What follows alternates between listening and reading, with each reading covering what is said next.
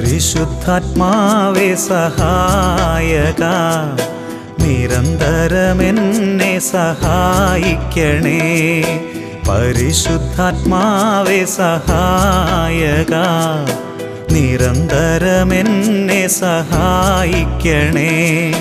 നിത്യവും കൂടെ വസിക്കുന്നോനേ, അഭിഷേകത്തിനഗ്നി നിറച്ചിടണേ. നിത്യവും കൂടെ വസിക്കുന്നോനേ, അഭിഷേകത്തിനഗ്നി നിറച്ചിടണേ.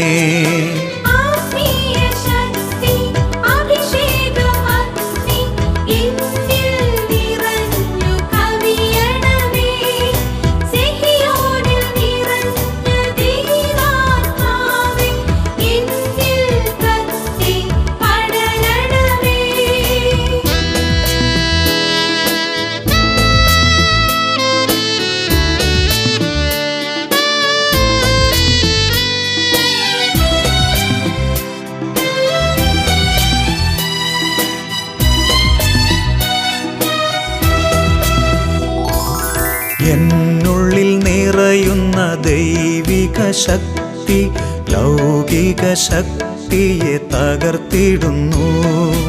എന്നുള്ളിൽ നിറയുന്ന ദൈവിക ശക്തി ലൗകിക ശക്തിയെ തകർത്തിടുന്നു.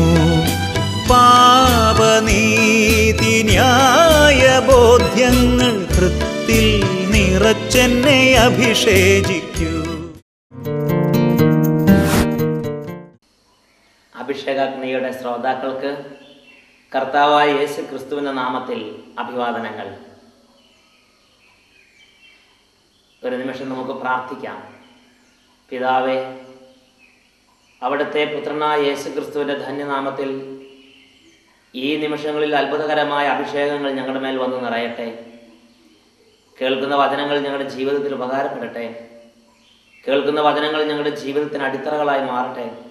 വചനപ്രകാരം ഞങ്ങളുടെ കുടുംബം അനുഗ്രഹിക്കപ്പെടട്ടെ. യേശുവേ സ്തോത്രം, യേശുവേ നന്ദി. പരിശുദ്ധാത്മാവേ സ്തോത്രം, പരിശുദ്ധാത്മാവേ നന്ദി. Hallelujah, hallelujah. Praise the Lord. ഇന്ന് നാം ചിന്തിക്കുന്നത് ദശാംശത്തെക്കുറിച്ചാണ്. വിശുദ്ധ ലിഖിതത്തിൽ ദൈവത്തിൻ്റെ വചനം ദൈവമക്കൾക്ക് നൽകുന്ന വളരെ വ്യക്തമായ ഒരു പ്രബോധനം. പ്രഭാഷകന്റെ പുസ്തകത്തിൽ 35-ാം അധ്യായത്തിൽ 10 മുതലുള്ള വാക്യങ്ങളിൽ നാം കാണുന്നുണ്ട്. അത്യുന്നതൻ നൽകിയതുപോലെ അവിടത്തേക്ക് തിരികെ കൊടുക്കുക, കഴിവിനൊത്ത് ഉദാരമായി കൊടുക്കുക. കർത്താവ് പ്രതിഫലം നൽകുന്നവനാണ്, അവിടുന്ന് 7 ഇരട്ടിയായി തിരികെ തരും. ഈ ഒരു വചനം എൻ്റെയും നിങ്ങളുടെയും ജീവിതത്തിൽ വലിയ ദൈവാനുഗ്രഹം കൊണ്ടുവരുന്ന വചനമാണ്. കർത്താവ് പറഞ്ഞിട്ടുള്ള ഒരു വാചനത്തിന് പോലും വിപരീതമായി അവിടുന്ന് പ്രവർത്തിക്കുകയില്ല.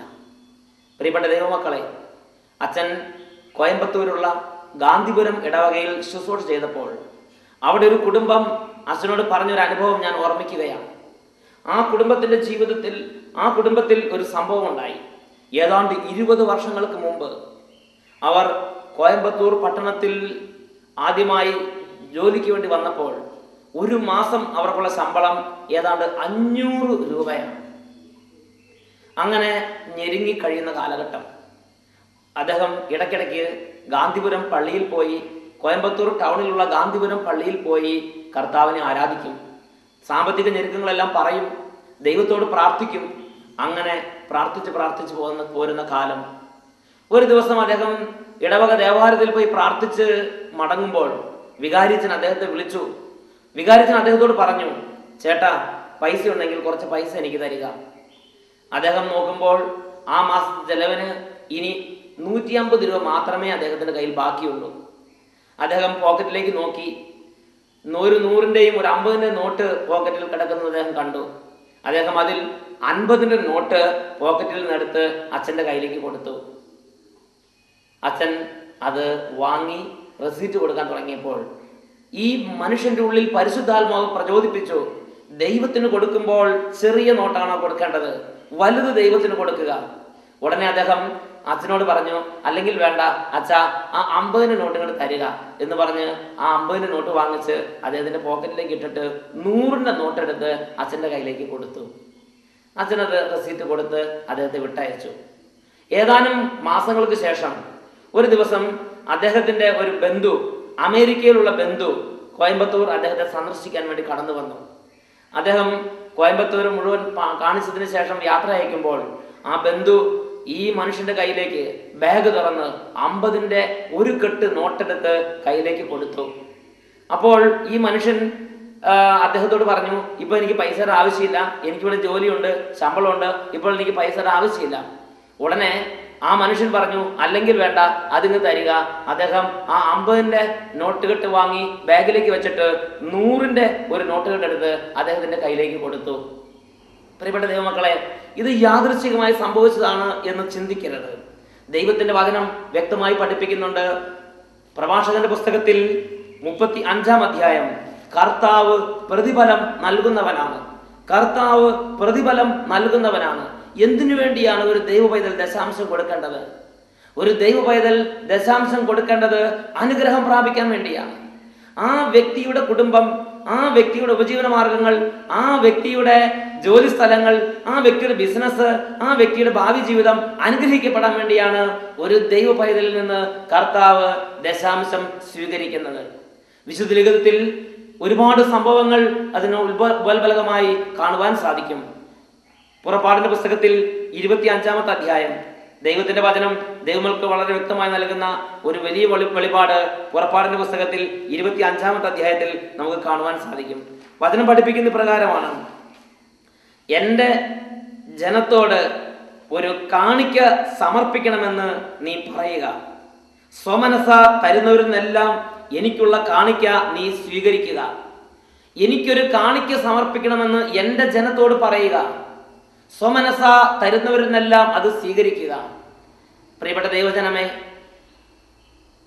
ദൈവത്തിന് സ്വമനസ കാണിക്കയായി തങ്ങളുടെ സമ്പത്തിന്റെ 10-ൽ1 ഭാഗം അർപ്പിക്കുന്ന ഒരു ദൈവ പൈതലിന്റെ സാമ്പത്തിക മണ്ഡലത്തെ കർത്താവ് നിശ്ചയമായും അനുഗ്രഹിച്ചിരിക്കും. ഇത് അച്ഛൻ്റെ സുവിശേഷ ജീവിതത്തിൽ ഇന്നോളം കണ്ടിട്ടുള്ള ഒരു ആത്മീയ യാഥാർത്ഥ്യമാണ്.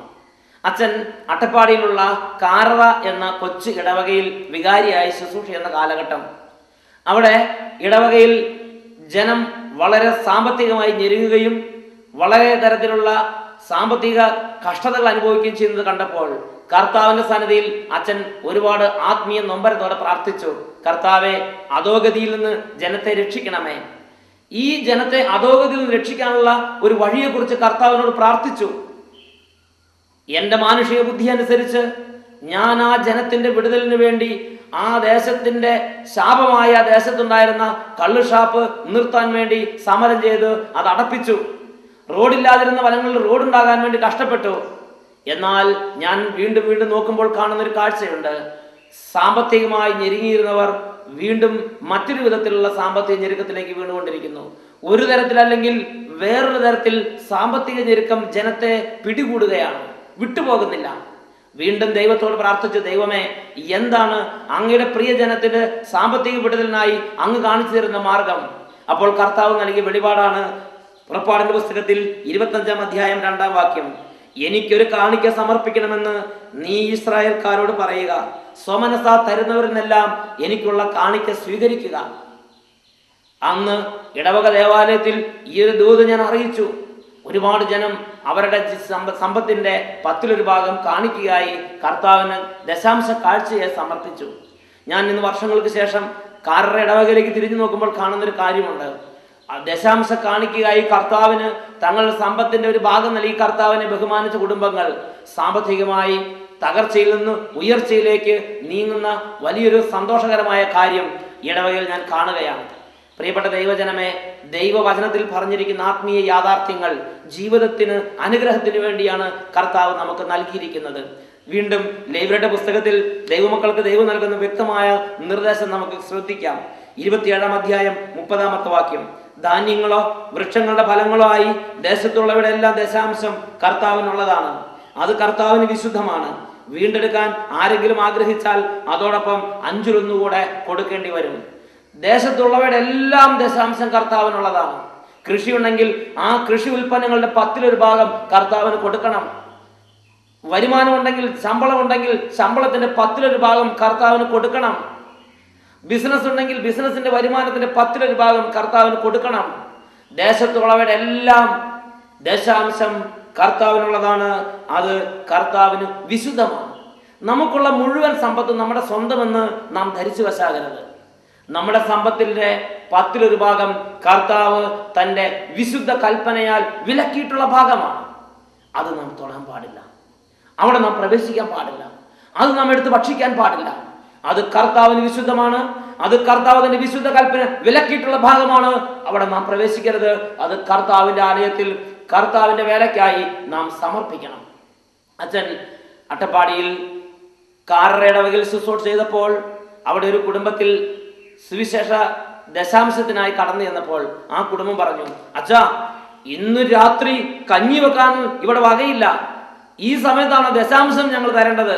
പള്ളിയിൽ നിന്ന് എന്തെങ്കിലും ഇങ്ങോട്ട് തരാനുള്ളതെന്ന് ഇവിടുന്ന് വല്ലതും പിടുങ്ങിയെടുക്കാൻ വേണ്ടി ഇങ്ങോട്ട് വന്നിരിക്കുകയാണോ? എനിക്കന്ന് വലിയ സങ്കടമായി. ഞാൻ കർത്താവിനോട് ചോദിച്ചു, കർത്താവെ, അന്നത്തെ ആഹാരത്തിന് വകയില്ലാതെ കഷ്ടപ്പെടുന്ന ജനത്തിൽ നിന്ന് ദശാംശം സ്വീകരിക്കേണ്ടത് അത്യാവശ്യമോ? അവർ ദശാംശം തന്നില്ലെങ്കിലും കുഴപ്പമില്ലായിരിക്കും. ഞാൻ കർത്താവിന്റെ സന്നിധിയിൽ എൻ്റെ മാനുഷികമായ ചിന്തകൾ പങ്കുവെച്ചു. അപ്പോൾ കർത്താവ് എൻ്റെ ചിന്തയെയും മനസ്സിനെയും രാജാക്കന്മാരുടെ 1-ാം പുസ്തകത്തിലേക്ക് കൊണ്ടുപോയി. അവിടെ ഒരു രംഗം കർത്താവ് എന്റെ ശ്രദ്ധയിലേക്ക് കൊണ്ടുവന്നു. രാജാക്കന്മാരുടെ 1-ാം പുസ്തകത്തിൽ ഏലിയ പ്രവാചകനെ മരുഭൂമിയിലേക്ക് കർത്താവ് അയക്കുകയാണ്. ഏലിയ പ്രവാചകൻ മരുഭൂമിയിൽ ചെന്നപ്പോൾ അവിടെ വളരെ വളരെ മെലിഞ്ഞ് ശോഷിച്ച ഒരു വിധവയും അതിൻ്റെ മെലിഞ്ഞ് ശോഷിച്ച ഒരു കുഞ്ഞും കൂടെ മരുഭൂമിയിൽ ചുള്ളൽ വിറക് പറക്കുന്നത് ഏലിയായുടെ ശ്രദ്ധയിൽപ്പെട്ടു. ഏലിയ ആ വിധവയുടെ അടുത്തേക്ക് ചെന്നു. ആ വിധവയോട് ഏലിയ പറഞ്ഞു, എനിക്ക് ഒരു അപ്പം ഉണ്ടാക്കി കൊണ്ടുവരിക, ഒരു പാത്രം വെള്ളവും എനിക്ക് കുടിക്കാൻ തരിക. ഉടനെ വിധവ ഏലിയായോട് പറഞ്ഞു, അല്ലയോ പ്രഭോ, അങ്ങ് ചിന്തിക്കുന്നത് പോലുള്ളൊരു വ്യക്തിയല്ല ഞാൻ. എൻ്റെ വീട്ടിൽ ദാരിദ്ര്യം കൊണ്ട് മടുത്ത് ഞാൻ ഇന്ന് മരിക്കാൻ പോവുകയാണ്. ആകെ ഉള്ളത് ഒരു പിടി മാവ് മാത്രമാണ്. ആ ഒരു പിടി മാവും കൊണ്ട് അപ്പം ഉണ്ടാക്കി ഇന്ന് എനിക്ക് ഭക്ഷിക്കണം. അതിനുശേഷം എനിക്കും എൻ്റെ കുഞ്ഞിന് മരിക്കണം. അതിനുവേണ്ടി ഒരു പിടി ചുള്ളൽ വിറക് പറക്കിക്കൊണ്ടിരിക്കുകയാണ്. ഇത് നമ്മൾ കാണുന്നത് രാജാക്കന്മാരുടെ 1-ാം പുസ്തകം 17-ാം അധ്യായം 8 മുതലുള്ള വാക്യങ്ങളിലാണ്. ആകെയുള്ളത് കലത്തിൽ ഒരു പിടി മാവും ഭരണിയിൽ അല്പം എണ്ണയുമാണ്. ഞാൻ 2 ചുള്ളി വിറക് പിറക്കുകയാണ്. ഇത് കൊണ്ടുചെന്ന് അപ്പം ഉണ്ടാക്കി എനിക്കും എൻ്റെ മകനും കഴിക്കണം. പിന്നെ ഞങ്ങൾ മരിക്കും. ഏലിയ അതെല്ലാം ശ്രദ്ധിച്ച് കേട്ടു. അതിനുശേഷം ഏലിയ വീണ്ടും പറഞ്ഞു, നീ പോയി അപ്പം ഉണ്ടാക്കുക. അപ്പം ഉണ്ടാക്കി ആദ്യത്തെ അപ്പം എനിക്ക് ഇവിടെ തരിക. ആ വിധവയും കൊച്ചും പോയി അപ്പം ഉണ്ടാക്കി ആദ്യം ഉണ്ടാക്കിയ ആ അപ്പം ഏലിയായ്ക്ക് കൊണ്ട് കൊടുത്തു. വെള്ളവും കൊടുത്തു. പ്രിയപ്പെട്ട സഹോദരങ്ങളെ, ഏലിയ അപ്പം മുഴുവൻ തിന്നു, വെള്ളവും കുടിച്ചു. പകുതിയെ കൊച്ചിന് പോലും കൊടുത്തില്ല, മുഴുവനും ഏലിയ തിന്നു, വെള്ളവും കുടിച്ചു. അതിനുശേഷം ഏലിയ വിധവയോട് പറഞ്ഞു, ഇനി ഈ ക്ഷാമകാലം തീരുന്നത് വരെ നിന്റെ കലത്തിലെ മാവ് തീർന്നു പോവുകയില്ല, ഭരണിയിലെ എണ്ണ വറ്റുകയുമില്ല എന്ന് ഇസ്രായേലിന്റെ ദൈവമായ കർത്താവ് അരുളി ചെയ്യുന്നു. അവൾ ഏലിയ പറഞ്ഞതുപോലെ ചെയ്തു. അങ്ങനെ അവളും കുടുംബവും അനേക ദിവസം ഭക്ഷണം കഴിച്ചു. ഇതൊരു ആത്മീയ യാഥാർത്ഥ്യമാണ്. ദൈവം എന്നിൽ നിന്നും നിങ്ങളിൽ നിന്നും ദശാംശം സ്വീകരിക്കുന്നത് മിച്ചമുള്ളതിൻ്റെ ഒരു ഭാഗമാണെന്ന് നിങ്ങൾ ധരിക്കരുത്. അന്നത്തെ ഉപജീവനത്തിന് വകയില്ലെങ്കിൽ ഉള്ളതിൻ്റെ ഒരു ഭാഗം ദൈവത്തിന് വേണ്ടി കൊടുക്കണം. ദൈവത്തിന് വേണ്ടി കൊടുക്കുന്നത് നമ്മുടെ ഉള്ളത് നഷ്ടപ്പെട്ടു പോകുന്നതിന് വേണ്ടിയല്ല, പിന്നെയോ നാം വലിയ സമൃദ്ധിയിലേക്ക്, നാം വലിയ ഉയർച്ചയിലേക്ക്, വലിയ അനുഗ്രഹത്തിലേക്ക് മാറുന്നതിന് വേണ്ടി നമ്മുടെ ഉള്ളതിൻ്റെ ഒരു ഭാഗം കർത്താവിന് കൊടുക്കാൻ വിശുദ്ധ ലിഖിതത്തിലൂടെ ആവശ്യപ്പെട്ടിരിക്കുകയാണ്. ദൈവത്തിന്റെ വചനം പറയുന്നത് എങ്ങനെയാണ്? എന്തെന്നാൽ താൻ ഭൂമിയിൽ മഴ പെയ്യിക്കുന്നത് വരെ കലത്തിലെ മാവിന് തീർന്നു പോവുകയില്ല, ഭരണിയിലെ എണ്ണ വറ്റുകയില്ല എന്ന് ഇസ്രായേലിന്റെ ദൈവമായ കർത്താവ് അരുളി ചെയ്യുന്നു. കർത്താവിന് ദശാംശം കൊടുക്കുമ്പോൾ ഒരു വ്യക്തിയുടെ കുടുംബത്തിലെ സാമ്പത്തിക മണ്ഡലത്തിലെ തകർച്ചകൾ മാറും. ഒരു വ്യക്തിയുടെ കുടുംബത്തിലെ ഉപജീവന മാർഗ സംബന്ധമായ പ്രയാസങ്ങൾ വിട്ട് അനുഗ്രഹത്തിലേക്ക് ആ കുടുംബം ഉയരാൻ കർത്താവ് ഇടവരുത്തും. ഇത് പഴയ നിയമത്തിൽ മാത്രമല്ല, പുതിയ നിയമത്തിൽ നമുക്ക് ഈ പ്രബോധനങ്ങൾ ശ്രദ്ധിക്കുവാൻ സാധിക്കും. ലൂക്കായുടെ സുവിശേഷം 21-ാം അധ്യായം. ഈശോ ഒരു ദേവാലയത്തിൽ ഇരിക്കുകയാണ്. ഭണ്ഡാരത്തിൽ അനേകം ആളുകൾ നിക്ഷേപിച്ചുകൊണ്ടിരിക്കുകയാണ്. വലിയ വലിയ പണക്കാർ വന്ന് വലിയ വലിയ തുകകൾ നിക്ഷേപിക്കുന്നു. യേശു അതെല്ലാം സശ്രദ്ധം വീക്ഷിച്ചുകൊണ്ടിരുന്നു. അപ്പോൾ പാവപ്പെട്ട ഒരു വിധവ അവൾ വന്ന് അവളുടെ ഉപജീവനത്തിനുണ്ടായിരുന്ന മുഴുവനും ആ പെട്ടിയിൽ നിക്ഷേപിച്ചു. ഇത് കണ്ടപ്പോൾ യേശു അവളെ തടഞ്ഞില്ല. യേശു പറഞ്ഞില്ല, മകളെ, എന്ത് നിനക്ക് ഉപജീവനത്തിനുള്ളതല്ലേ, നീ അതുകൊണ്ട് പോയി നീ ഭക്ഷണം കഴിക്കുക, ഇവിടെ പള്ളിയിൽ ഇട്ടില്ലേലും കുഴപ്പമില്ല, ഇങ്ങനെയൊന്നും യേശു പറഞ്ഞില്ല. യേശു അവൾക്ക് ശുപാർശ പറഞ്ഞു. യേശു പറഞ്ഞു, നോക്കൂ, ഈ വിധവ തനിക്ക് ഉപജീവനത്തിനുണ്ടായിരുന്ന വക മുഴുവനും നിക്ഷേപിച്ചിരിക്കുന്നു. മറ്റുള്ള എല്ലാവരേക്കാൾ യേശു അവളെ പുകഴ്ത്തുകയാണ്. യേശു അവളെ ശ്ലാഘിക്കുകയാണ്. യേശു അവളെ അനുമോദിക്കുകയാണ്. യേശു അനുമോദിക്കുന്ന ഒരു കാര്യമാണ്, നമുക്ക് ഉള്ള ഉപജീവനത്തിന്റെ വകയാണെങ്കിൽ കൂടെ അതിൽ നിന്നൊരു ഭാഗം ദൈവ വേലയ്ക്ക് വേണ്ടി മാറ്റിവെക്കുന്ന അനുഗ്രഹിക്കപ്പെട്ട വഴികളിലൂടെ നടക്കുന്നത് കർത്താവ് ശുപാർശ പറയുന്ന ഒരു ജീവിത രീതിയാണ്. നമുക്കൊരു നിമിഷം പ്രാർത്ഥിക്കാം. നമ്മുടെ ജീവിതത്തിൽ കഴിഞ്ഞ കാലങ്ങളിൽ എങ്ങനെയാണ് നാം കടന്നു പോകുന്നത്? തുടർന്നുള്ള കാലങ്ങളിൽ കർത്താവിന് മുമ്പിൽ അനുഗ്രഹം പ്രാപിക്കാൻ വേണ്ടി നാം എന്താണ് ചെയ്യേണ്ടത്? നമുക്കൊരു നിമിഷം പ്രാർത്ഥിക്കാം. കർത്താവിന്റെ ആത്മാവ് ഹൃദയങ്ങളെ പ്രകാശിപ്പിക്കട്ടെ. ദൈവത്തിന്റെ ആത്മാവ് ഇപ്പോൾ ആത്മീയ ദൂതുകൾ ഹൃദയങ്ങളിലേക്ക് പതിപ്പിച്ചു തരട്ടെ. കർത്താവിന്റെ സന്നിധിയിൽ നമുക്ക് പ്രാർത്ഥനാപൂർവ്വം കർത്താവിന്റെ ആത്മാവിന് വേണ്ടി ഹൃദയത്തെ വിട്ടുകൊടുക്കാം. പിതാവേ, പരിശുദ്ധാത്മാവിനെ വർഷിക്കണമേ. ദൈവരാജ്യ പൈതലെന്ന നിലയിൽ പിതാവെ, അങ്ങേ മഹത്വപ്പെടുത്തി ഈ ഭൂമിയിൽ ജീവിപ്പാൻ ഞങ്ങളെ പരിശുദ്ധാത്മാവിനാൽ പരിശീലിപ്പിക്കണമേ. ഞങ്ങളുടെ വഴികളെ അവിടുത്തെ ആത്മാവിനാൽ പ്രകാശിപ്പിക്കണമേ. കഴിഞ്ഞ കാലങ്ങളിൽ സമ്പത്ത് കൊണ്ട് ദൈവത്തെ മഹത്വപ്പെടുത്താൻ മറന്നുപോയ ഒരു പൈതലാണ് ഞാനെങ്കിൽ പിതാവേ, പരിശുദ്ധാത്മാവിനെ അയച്ച് സമ്പത്ത് കൊണ്ട് ദൈവത്തെ ബഹുമാനിക്കാനുള്ള വഴികളെ ഞങ്ങൾക്ക് വെളിപ്പെടുത്തി തരണമേ. ഞങ്ങളുടെ സമ്പത്തിന് മേലെ എല്ലാ ശാപത്തിന്റെ കെട്ടുകളും അഴിയട്ടെ. ഉപജീവന മാർഗത്തിന് മേലെ എല്ലാ ശാപത്തിന്റെ കെട്ടുകളും അഴിയട്ടെ. ഞങ്ങളുടെ സമ്പത്തിലും ഉപജീവന മാർഗത്തിലും കുടുംബത്തിലും ആരോഗ്യത്തിലും കുടികൊള്ളുന്ന എല്ലാ തിന്മകളും വിട്ടുപോകട്ടെ. Hallelujah, hallelujah, hallelujah. യേശുവേ സ്തോത്രം, യേശുവേ നന്ദി, യേശുവേ സ്തോത്രം, യേശുവേ ആരാധന.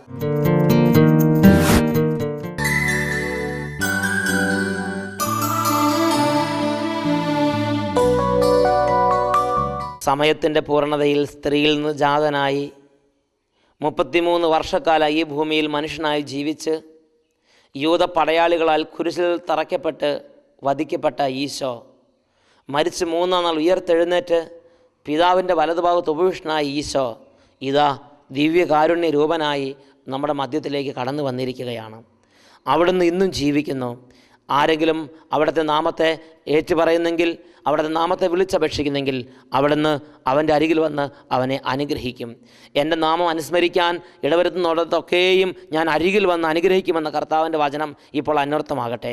നമുക്ക് പ്രാർത്ഥിക്കാം. പിതാവേ, പുത്രനായ യേശു ക്രിസ്തുവിൻ്റെ അത്ഭുത നാമത്താൽ ഇപ്പോൾ ഈ ശുശ്രൂഷയിൽ പങ്കുചേർന്ന് പ്രാർത്ഥിച്ചു കൊണ്ടിരിക്കുന്ന മക്കളുടെ കുടുംബങ്ങളിൽ നിന്ന് സാമ്പത്തിക മണ്ഡലത്തിലുള്ള എല്ലാ ദോഷങ്ങളും വിട്ടുപോകട്ടെ എന്ന് പ്രാർത്ഥിക്കുന്നു. തിന്മയുടെ കെട്ടുകൾ അഴിയട്ടെ. കഴിഞ്ഞ കാലങ്ങളിൽ ദശാംശം കൊടുക്കാതെ പലതരത്തിലുള്ള തിന്മയുടെയും ശാപത്തിൻ്റെയും വഴികളിലൂടെ യാത്ര ചെയ്ത ദൈവമക്കളിൽ നിന്നും കുടുംബങ്ങളിൽ നിന്നും സാമ്പത്തിക മണ്ഡലത്തിലുള്ള കെട്ടുകൾ അഴിഞ്ഞ് ഇപ്പോൾ വിടുതൽ പ്രാപിക്കട്ടെ. ദശാംശം കൊടുക്കാതെ വന്നിട്ടുള്ള എല്ലാ ശാപങ്ങളും യേശുവിൻ്റെ നാമത്തിൽ ദൈവമക്കളിൽ നിന്ന് വിട്ടുപോകട്ടെ. ദശാംശം കൊടുത്ത് അനുഗ്രഹം പ്രാപിക്കാൻ ഇപ്പോൾ പ്രിയപ്പെട്ട മക്കളെ അങ്ങ് അനുഗ്രഹിക്കണമേ. ആത്മാവിനെ നിറയ്ക്കണമേ. വരുമാനത്തിൻ്റെ 10-1 ഭാഗം ദൈവവേലയ്ക്കായി ദൈവത്തിന് നൽകി അങ്ങയുടെ പരിശുദ്ധ നാമത്തെ മഹത്വപ്പെടുത്താൻ ഓരോ മകനെയും മകളെയും ഇപ്പോൾ അവിടുന്ന് അരൂപിയാൽ അഭിഷേകം ചെയ്യണമേ. Hallelujah, hallelujah, hallelujah, hallelujah. പലതരത്തിലുള്ള വിപരീത ചിന്തകൾ, എതിർ ചിന്തകൾ, പരിശുദ്ധമായ വിശ്വാസത്തിനെതിരായുള്ള എതിർ ചിന്തകൾ, മല്ലടിക്കുന്ന ചിന്തകൾ വിശുദ്ധീകരിക്കപ്പെടട്ടെ. സ്തോത്രം. Hallelujah, hallelujah. പേര് ലക്ഷ്മണൻ. ഇവിടെ അടുത്ത് തന്നെ 1 കിലോമീറ്റർ ദൂരമേ ഉള്ളൂ കാളിയാൻപുഴ എന്ന സ്ഥലത്ത് ഞാൻ താമസിക്കുന്നു. 10 വർഷം മുമ്പ് കിണറ്റിൽ വീണ് 2 കാലിൻ്റെ ചലനശേഷി നഷ്ടപ്പെട്ടു. അതോടെ എൻ്റെ കണ്ണിൻ്റെ കാഴ്ചയും നഷ്ടപ്പെട്ടു. ഒരുപാട് ചികിത്സകൾ ചെയ്തു. ഇന്നലെ ആരാധനയുടെ സമയത്ത്, അതായത് മിനിങ്ങാന്ന് രാത്രി ഞാൻ ഇവിടെ വന്നില്ല, ഒരേ റൂമിൽ തന്നെയായിരുന്നു. ബെഡിലിരിക്കുമ്പോൾ കൈകൾ ഉയർത്തി ആരാധന പ്രവചനിക്കുമ്പോൾ ആരാണെന്നറിയില്ല. എൻ്റെ റൂമിൽ ഒരു അച്ചാച്ചനുണ്ട്. അച്ചാച്ചനില്ല, അച്ചാച്ചൻ ഇവിടേക്ക് പോകുന്നു. ഞാൻ തനിയുള്ള റൂമിൽ തൊട്ടടുത്ത മുട്ടിച്ചേർന്ന് ആരാ വന്നിരിക്കുന്നതായി എനിക്ക് അനുഭവപ്പെട്ടു. ആ ആരാധന തീരുന്നത് വരെ. അതുപോലെ തന്നെ ഇന്നലെ രാവിലെ പ്രഭാഷണം കഴിഞ്ഞ ആരാധനയുടെ സമയത്ത് എനിക്ക് വടി കുത്തിയിട്ട് അധികം നേരം എവിടെയെങ്കിലും എഴുന്നേൽക്കണമെന്നെങ്കിൽ വടി വേണം. പക്ഷേ ഇന്നലെ ആരാധന സമയത്ത് ഞാൻ കസരയിൽ നിന്ന് എഴുന്നേറ്റപ്പോൾ എനിക്ക് വടിയുടെ സഹായം വേണ്ടി വന്നില്ല. നിൽക്കാനുള്ള ശേഷി എനിക്ക് വന്നു. കർത്താവിന്റെ ശക്തി എന്നിലേക്ക് പ്രവഹിച്ചു. എനിക്ക് ഇപ്പോഴാ നിങ്ങൾ എല്ലാവരും കണ്ടതാണ്. ആ അങ്ങേ തല തുടങ്ങി ഇവിടെ വരെ വടിയുടെ സഹായമില്ലാതെ ആരും പിടിക്കാതെ തന്നെ ഞാൻ നടന്നു. കൈയടിച്ച് ദൈവത്തെ മഹത്വപ്പെടുത്തുന്നു. Hallelujah, hallelujah, hallelujah, hallelujah, hallelujah. അമ്മമാരെ, സഹോദരന്മാരെ, നിങ്ങൾ വിശ്വസിക്കുക. ജീവനുള്ള ദൈവം എന്നെ രക്ഷിച്ചതുപോലെ തന്നെ നിങ്ങളെയും രക്ഷിക്കും. നിങ്ങൾ വിശ്വസിക്കൂ. വിശ്വസിച്ചാൽ നീ ദൈവത്തിന്റെ മഹത്വം കാണുമെന്നുള്ള മഹത് വചനം ഒരിക്കൽ കൂടി ഞാൻ നിങ്ങളോട് പറയുന്നു. നമ്മുടെ അച്ഛനോട് പറഞ്ഞതുപോലെ വിശ്വസിക്കൂ. എല്ലാവരും പറയുക, വിശ്വസിച്ചാൽ നീ ദൈവമഹത്വം ദർശിക്കും. ആവർത്തിച്ച് പറ, വിശ്വസിച്ചാൽ നീ ദൈവമഹത്വം ദർശിക്കും. Hallelujah, hallelujah.